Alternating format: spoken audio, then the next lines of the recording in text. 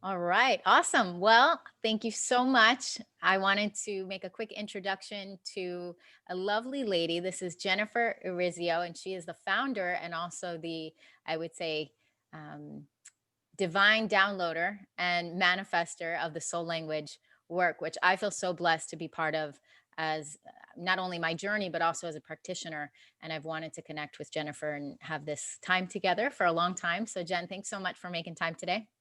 You're so welcome. It's actually my pleasure and my honor. I mean, I think as the spiritual director of Soul Language, I think it's my duty to interact with practitioners, which you are one, and really help people understand what that paradigm is all about. It's kind of crazy how it all came about. I was just asking really big questions that wanted to help myself because I was mad about like where are my people? I know what my purpose is. It's a powerful healer and teacher in the spotlight and of service, and that's great. But listen, God, and again, that's what I call my higher power. Where are my people, and what do I do with all of this thing that I'm here to do? And I went to a conference where I was talking about essential oils and life purpose, and this woman sat down next to me and went, "We're going to be friends," and I went, "Totally." Then my inside voice was like, "Why her? She looks nice, but so does that woman across the way. But I don't really care if I ever see that person again across the way. What's that about?" And when I heard through divine guidance with soul language, and I was like, okay, I want to know more. And before long, I had this paradigm to put tangibility to soul. And again, these are silly human words to put what is something so intangible. But when we put some tangibility around it, it allows humans to create this conscious connection. And when we do that, we have clarity. We have this deep knowing that we are whole and complete. We have this deep knowing that we can be safe in the unknown, which is really important in these times. And we have those words to put what we know so deep down inside so we can then express it to ourselves more clearly accept it, and then offer that expression to others. And I think so many of us are looking for our purpose in the world, and we get that messed up. We think it's about doing, but it's not. It's like our energetic stance, and soul language helps people understand that on such a profound level, and then really allow us to communicate with our higher selves in a clear way. But you know that because you're a soul language practitioner. And I think, right? And I think you started that journey because of your profound kind of experience with soul language. Is that accurate? It is. And I love how you used the word mad because that's kind of what I was feeling when I found the soul languages or when they found me. I felt angry. I felt like there was this part of me that I knew what I knew I was here to make a difference. I knew I was here to up level and impact people, but I wasn't exactly sure how I was going to do it. And so, like yourself, I started asking questions and really, honoring that place within me that was yearning for something. And I went through what I call my eat, pray, love phase. And thereafter went through a dark night of the soul phase. And it was beautiful and uplifting in the sense that I got to know my languages and I was introduced to the work and kind of got like a tap on the shoulder, which is interesting because the same thing happened with my yoga. I was just wanted to get certified to be a better yogi, not necessarily to teach, even though I saw in my future teaching. And I kept kind of numbing it and saying, no, no, it's too big for me. I don't need that. And as I started learning more about the soul languages, I got that message, that tap on the shoulder that I would be sharing it with others. And then I decided when it was time to get into the world of practitionership, and I love it. I think it's an amazing tool, and I love what it is available and it offers people, which is I Yeah. feel like it's a compass. Oh yeah. And I think you're right. It's a calling to be a soul language practitioner. It really allows you once you kind of step into the soul language world for yourself or as a practitioner, you really start to see the energetic patterns of the world. You really start to see how not to take things personally. You start to understand that we are the individualization of the one, and we are all here to experience our ultimate potential and live a life full of bliss. That doesn't mean that there's not going to be challenges, but you start to understand that the challenges are not your essential nature. They're not based on your essential nature. Your essential nature is whole and complete. And when you have a way to move from struggle and pain to consciousness, when you can read it on paper, there's something freeing about that, because then you start to take the world a lot less personally, and you understand that you're not your patterns, that you are your essential nature, and to tap in and to harness that ultimate goodness, that ultimate godness in you to really make your mark here. And if you're making your mark by just going through your life, without having to be on stage or on a platform or a healer or whatever, that is perfectly okay. That's about understanding what you want to experience here and having additional tools to experience it. What I love about soul language is it's unlike any other paradigm. So it's not like the Enneagram, it's not like hand analysis, it's not like archetypes, and all of those are amazing. But what soul language does is it gives you a way to communicate with your soul. All those other paradigms are, here's your book on you and go be, right? This goes, here's information on you. Let's connect and find out more. It's a springboard of connection. And I think that's important for people who are seekers, who want to move up to the evolutionary scale, who don't just want answers, but wants to really open up and find the answers within you. And as a soul language practitioner, I think we all have our specialties. So what do you consider your specialty when it comes to working with the soul? Mm, that's a good question.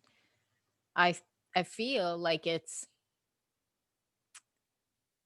I mean, the soul work is very intuitive, and that's one of the things that makes it, I think, the most unique of other modalities, and in the sense that it really makes a person, like you said, connect with their soul, right? So it's not like astrology, as much as I love it, and I see a lot of things in myself when I look at my astrology reading.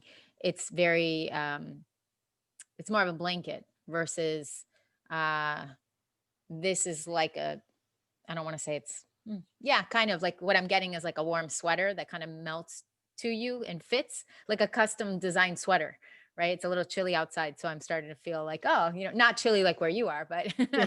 um No. It's but for snowing us here. Floridians, a little dew on the grass, we think it's winter. So yeah, I think what makes the soul language so unique and so awesome is that it really is customized, and it's a really beautiful practice. It's very intuitive, and it's something that grows and deepens. It's like a plant, it has these roots, but then it grows as you water it, as you feed it, and you give it sunlight. It starts to grow and it starts to deepen in one's experience, and it's fun. Yeah. That's the key, right? Talking to your soul is fun. Hmm. And it also allows you a place to go when you are experiencing a challenge, to get that direct guidance, to know that you're safe, to feel a place, a home, an anchoring system. I also think that understanding your soul languages and really connecting with your soul really helps people become independent and free. I think a lot of other paradigms create codependence, or they tend to be an scapegoat. So, one of the things I've often heard with clients was prior to this was, well, my guides and teachers told me so, or my past lives are, or I'm a Scorpio, which I am. And so I always do this. Well, okay, great. But all of those are choices. And I think so often we don't harness the ability to choose. And soul language helps you understand that. It gives you, you can go this way or you can go that way. Let's talk to your soul and determine what you really want to do. And it gets the human being on board. And that's the most important part. The human being is what happens. The disconnection from your soul is what people feel when they go through the dark night of the soul, right? The soul is whole and complete. The soul is hanging out in the sun, Hmm. right? It's that disconnection that the human feels that makes us feel so untethered. And I think that when we have that soul connection, we have a place to always go. And what I love about all the different practitioners, you all have this ability to really connect to a person's individual soul languages and kind of the big soul languages in a way that's unique to you, which means that you're going to ask questions, you're going to see things that I'm not. And I think that's key. I think that we each have this sacred purpose that the delivery system of soul language allows us to express. And I think that's key in understanding that. And what I want people to understand is you guys have gone through training, like vigorous 90 minutes for 3 months. Mhm. And understanding the individual soul languages is also means that you've been broken down in the best way and rebuilt for as much consciousness as you can evolve to in that space and time. And then the practice helps you evolve and evolve. So I'm kind of a brat. I make you all do your own work. Mhm. And I think that's key. I think that is important because um, you're not bringing your own crap to the game with your clients, and you're also helping them understand through that process of soul language about tuning into their own essential natures. So you're not interested in creating codependence with your clients, and Right. that's important. Yeah.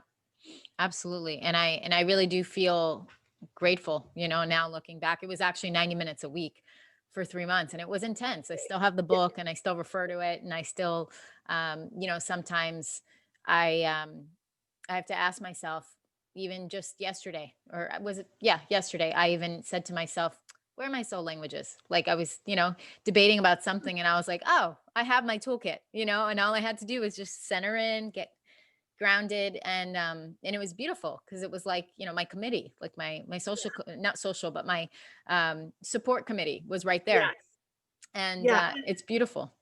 Yeah, and I think that's key, like we're practitioners and we're still doing our own work. Mhm. And, it's so funny when I identify someone with one of my soul languages and I read their definition and I'm like, oh, yeah, I just did that. Like, it's okay. And I think so often, we hear about healers and practitioners that are like, I'm great. Everything is great. But Mm. we're all just honey buns and rainbows. And we're not like that. We're consciously transparent. We're participating in our world. And I think that's key because we're not doing spiritual bypass. And I think a lot of practitioners out there in general are taught to do spiritual bypass. They're taught to go, oh no, everything's great. Well, no, sometimes not. They're not. Like this has been an amazing challenge filled year just in the world in general. And then we've all had our weird personal challenges, right? Which has extended that. It's been really kind of strange because there's a world problem. And then what I've heard is a lot of people have had like huge uh challenges. My mom's house burned almost to the ground, right? The structures there, right? That's been a huge transformational process, not just for me, but for my family. And so that on top of being in a pandemic is kind of strange. And so you need those tools. And I think one of the things that you're good at is helping people understand their intuitive internal resources so they can really settle in and, for lack of a better word, shine. And I think that's important in everyday life, but it's really important now Mhm. because there's no do-overs. There's, we're we're really being shown how every moment counts. Not in a judgmental way, but like, hey, like we're in it. Like we need to be present at every moment. And I think that one of the things that you're good at is helping people be at peace in each moment. And I think that's a testament of your expression of your soul languages. Thank you so much. That feels so good to receive because it's true. I feel like the soul languages have helped me get to where I'm at, and and I still get to do my work. Yeah. And if you weren't, Yep. honestly, if you weren't, and people watching this video, if you're thinking about hiring a coach, a practitioner, or whatever, if that practitioner is not doing their work, run, run screaming, Hmm. because each of one of us has to be, evolving. And every time we evolve, we offer that into the mix with our clients even more. So I think that's really important. Yeah. Well, this was so beautiful. Thank you so much for taking the time to do this. And for those that are watching, thank you for tuning in. Thank you for being open to learning and being here with us. You're welcome. Awesome.